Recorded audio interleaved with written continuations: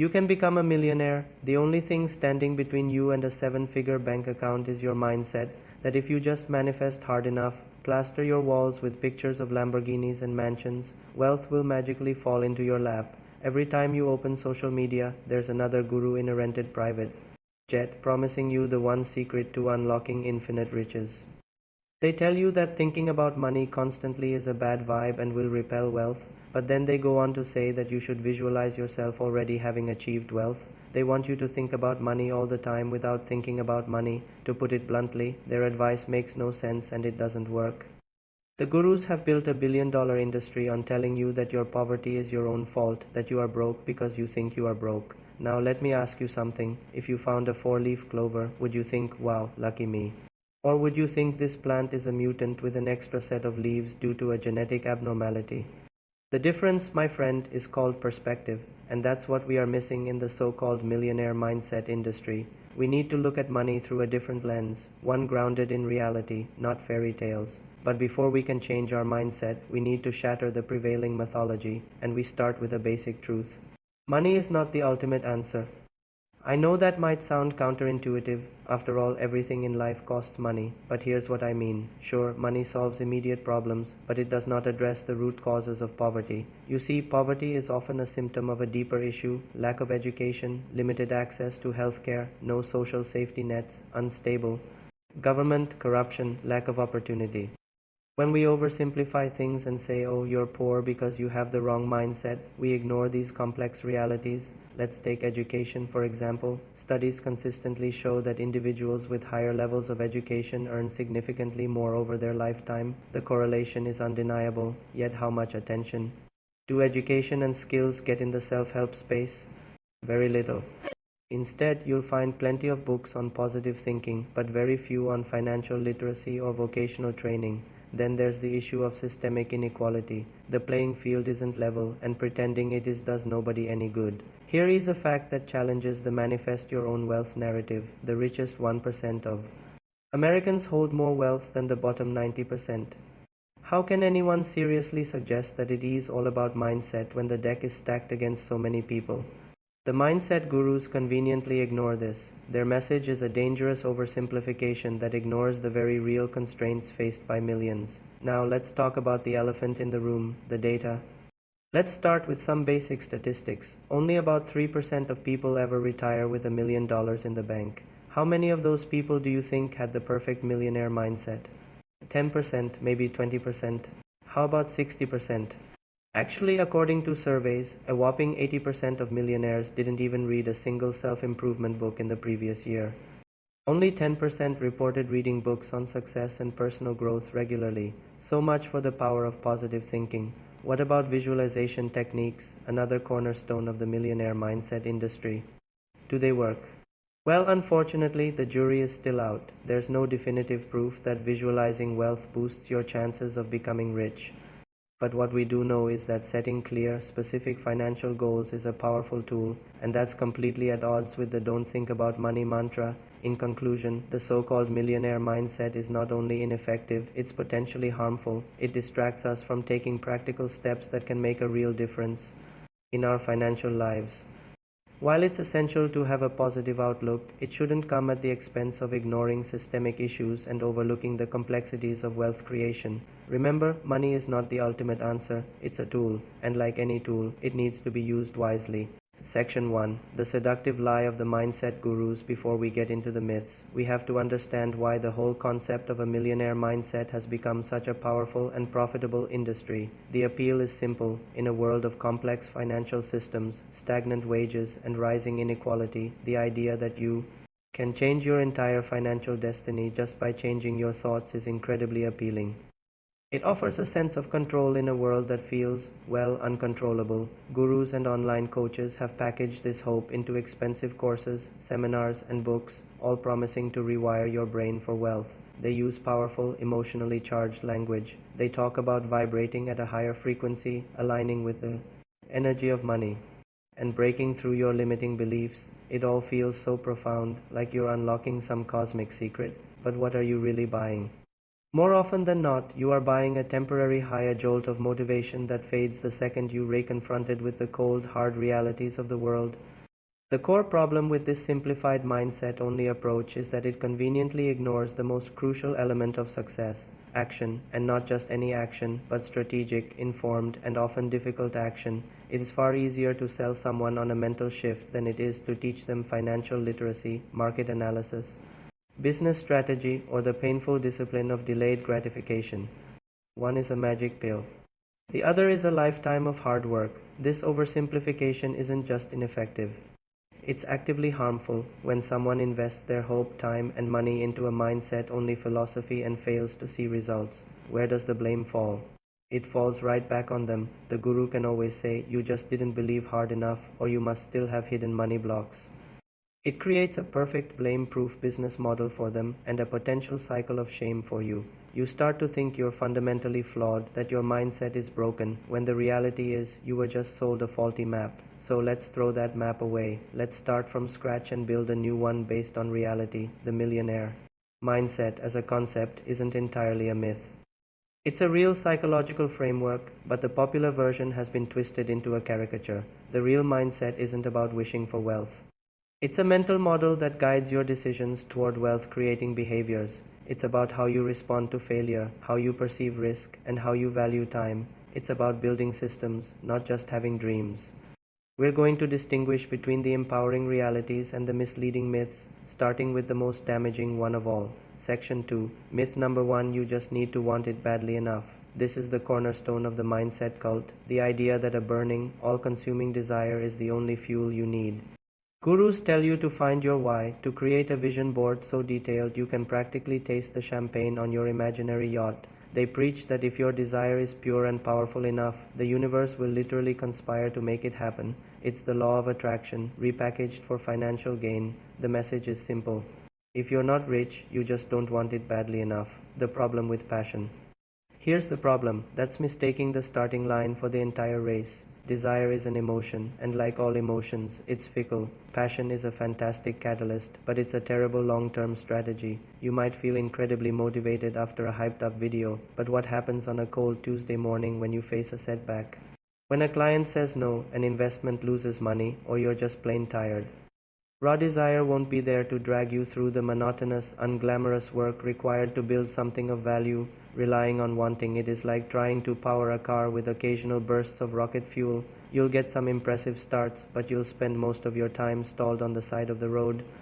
This philosophy also ignores the one thing that actually bridges the gap between a dream and a result. A plan. A desire without a plan is just a wish. It's a fantasy, and fantasies don't pay the bills. In my research, a consistent theme emerged from studies of successful people. They move past vague desires and into concrete, actionable steps. They don't just want to be wealthy. They have a system for achieving it.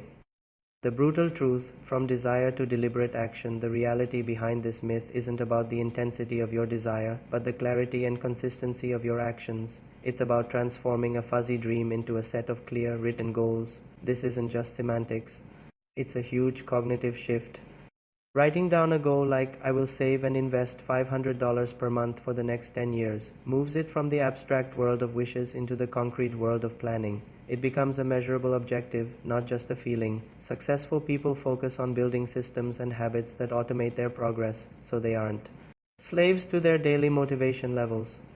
Think about the surprising study that found teachers were more likely to become millionaires than doctors. Why?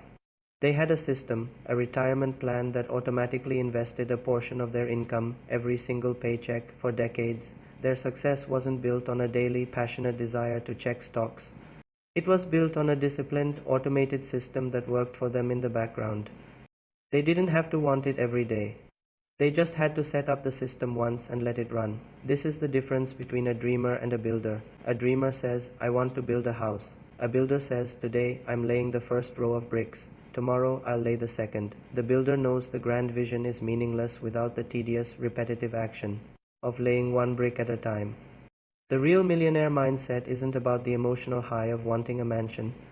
It's about having the discipline to lay the bricks, even when it's boring, even when it's hard, and especially when you don't feel like it. So here's the first brutal truth. Stop trying to want it more. Instead, define what it is in precise, measurable terms. Break it down into the smallest possible actions.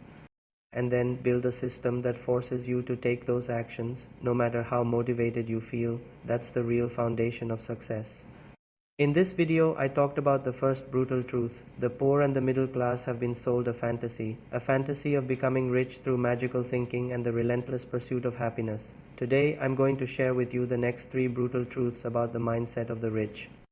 The second myth is an image, carefully crafted and relentlessly promoted. The fearless entrepreneur, the stoic, unshakable investor, the alpha who barrels through obstacles without a flicker of doubt. We're told that fear is a poverty mentality and that to be rich, you must eradicate it.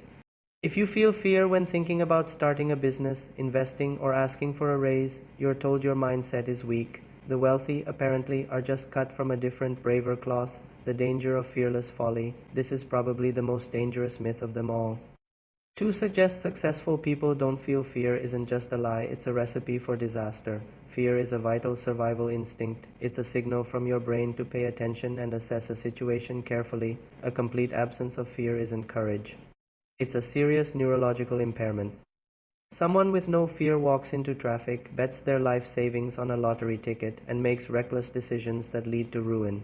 Promoting this myth of fearlessness encourages people to suppress their legitimate concerns, leading to impulsive, uncalculated risks. When you're told that feeling fear is the problem, you stop analyzing the source of the fear. Is this investment risky because it's a new venture or because it's an outright scam? Is your fear of starting a business just anxiety, or is it a valid signal that your business plan is flawed? Ignoring fear is like disabling the smoke detector in your house because you find the beeping annoying. You might enjoy the silence for a little while, but you won't know there's a fire until the house is burning down around you. The reality is that everyone, especially those taking big risks, experiences fear. The financial world is filled with uncertainty. Building a business is terrifying. The stakes are high, and failure is a very real possibility. To pretend otherwise is to be completely detached from reality. The brutal truth: fear management, not fear elimination. Genuinely wealthy people don't eliminate fear. They manage it. They have a sophisticated relationship with risk. Instead of suppressing fear, they interrogate it. They ask, what is this fear telling me? What's the worst case scenario here? And how can I mitigate that risk? Their courage isn't the absence of fear. It's the decision to act despite the fear because they came prepared. This is all about taking personal responsibility. A successful mindset isn't about wishing the fear away, but about owning the decision-making process. A successful investor doesn't blindly throw money at a stock because they have no fear. They are often deeply cautious. They spend countless hours researching, analyzing financials, and calculating their potential downside. They know their exit strategy before they even enter an investment. Imagine 2 people want to start a coffee shop. The first one follows the guru's advice and tries to eliminate fear with affirmations. They ignore their nagging doubts about the high rent and competition, telling themselves scared money don't make money. They dive in head first, full of passion but empty of a plan. The second person acknowledges their fear. That fear prompts them to do more research. They analyze foot traffic, create detailed financial projections, and figure out exactly how many cups of coffee they need to sell just to break even. They are still afraid when they sign the lease, but it's a managed, calculated fear. Which business do you think has a higher chance of survival? The third brutal truth is this: fear is not your enemy, it's your advisor. It is a call for preparation. True financial courage isn't being fearless. It's being so well prepared that you have the confidence to act in the face of fear. It's a Sunday evening. After a week of meetings, emails, and constant connectivity, you retreat to your favorite quiet spot, open your laptop, and start binging your favorite show. As the weekend winds down, you find yourself envying the lead character once again. Their brilliance, their charisma, their ability to effortlessly conquer obstacles seems like a superpower, but then the final credits roll and suddenly the magic is gone. Back in your own life, you can't shake off the feeling that something's missing. You're not meant for spreadsheets, meetings, and deadlines. You're meant for something more, something bigger, something extraordinary. But how can you capture that spark, that drive to be more than ordinary?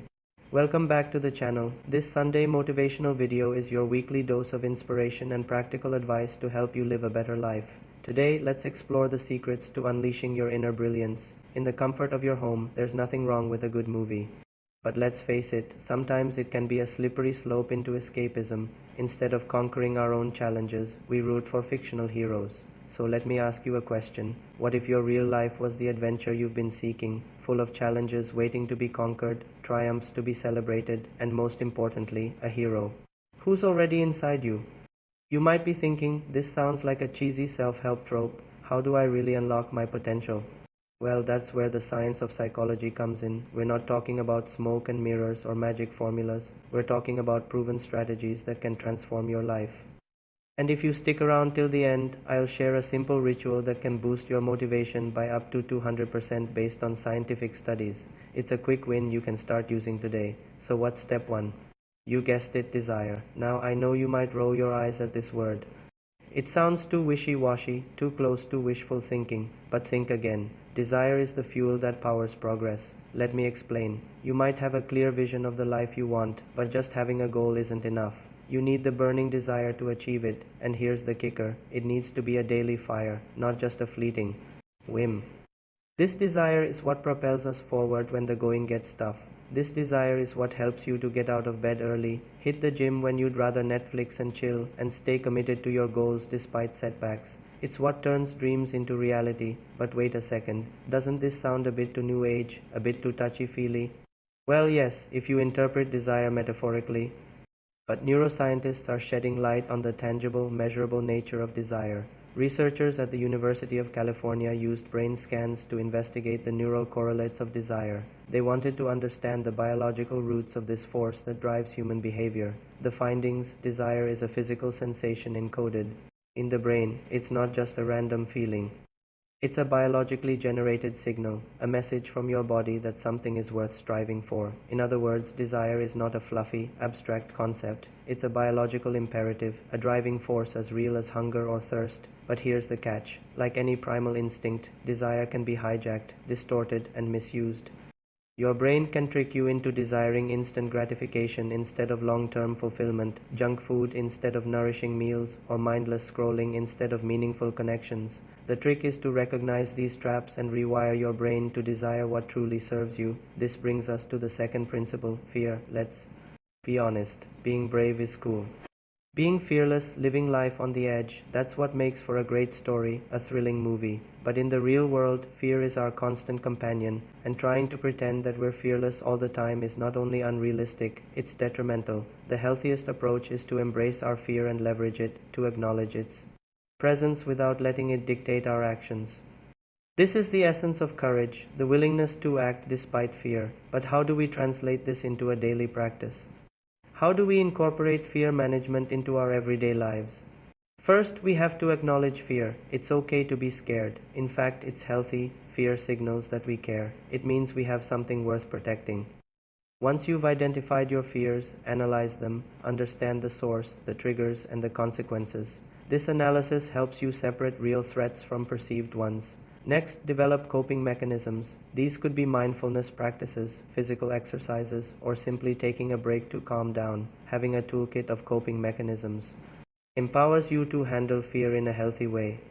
Finally, confront your fears gradually. Start with small steps, little leaps that push you beyond your comfort zone. As you gain confidence, take on bigger challenges. The key is to keep moving, to keep confronting fear in bite-sized chunks. It's a gradual process, but it's a journey worth taking. So the second brutal truth is this: desire is biological and powerful, but it needs to be directed towards what truly fulfills you. Fear is natural and should be respected, but it should not paralyze you. By embracing these truths, you equip yourself to navigate life's ups and downs with more clarity, purpose, and resilience. And remember, you don't have to face this journey alone. I'm here to support you every step of the way. And here's an exciting update. Just like the last video, this one too has a hidden bonus. Watch it again, rewind, and play it forward. You'll find 2 extra words that reveal a special code. Enter that code at a website and you'll get a free book. It's a thrilling adventure, kind of like a treasure hunt. Good luck and happy hunting.